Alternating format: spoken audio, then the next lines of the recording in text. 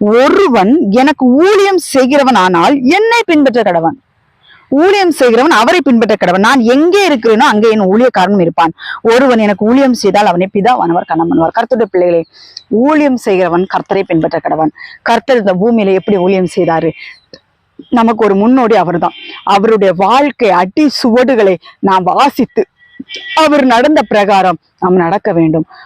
ஊழியக்காரர்களுக்கு நியமிக்கப்பட்ட பாதை என்ன அப்படின்னா, சிலுவையை தூக்குகிற பாடுகள் தான் அவர்களுக்கு அனுமதிக்கப்பட்டது. சொகுசா வாழ்கிற வாழ்க்கை அவர்களுக்கு அனுமதிக்கப்படவில்லை. சில வீடுகள்ல சில ஊழியக்காரர்களுடைய மனைவிமார்கள் முட்களா இருப்பாங்க, குத்திக்கிட்டே இருப்பாங்க, எழும்ப முடியாத அவர்கள்னால. நான் நிறைய பேரை பார்த்திருக்கேன். கர்த்தருடைய பிள்ளைகளே, ஊழியத்துல எழுப்பி பிரகாசிக்கணும்னு நினைப்பாங்க. தாய்கள் மூலமா தாய் இருப்பாங்க, அவர்கள் மூலமா என்ன செய்யும் அப்படின்னா அந்த முள் குத்தப்படும். மனைவிகள் மூலமா அந்த முள்கள் குத்தப்படும். பிள்ளைகள் மூலமா முள்கள் குத்தப்படும். கர்த்தர் சொல்லுகிறார், ஒருவன் என்னை பின்பற்றி வர விரும்பினால் அவன் தன்னைத்தான் வெறுத்து தன் சிலுவை எடுத்துக்கொண்டு என்னை பின்பற்ற கடவன் சொல்றாரு.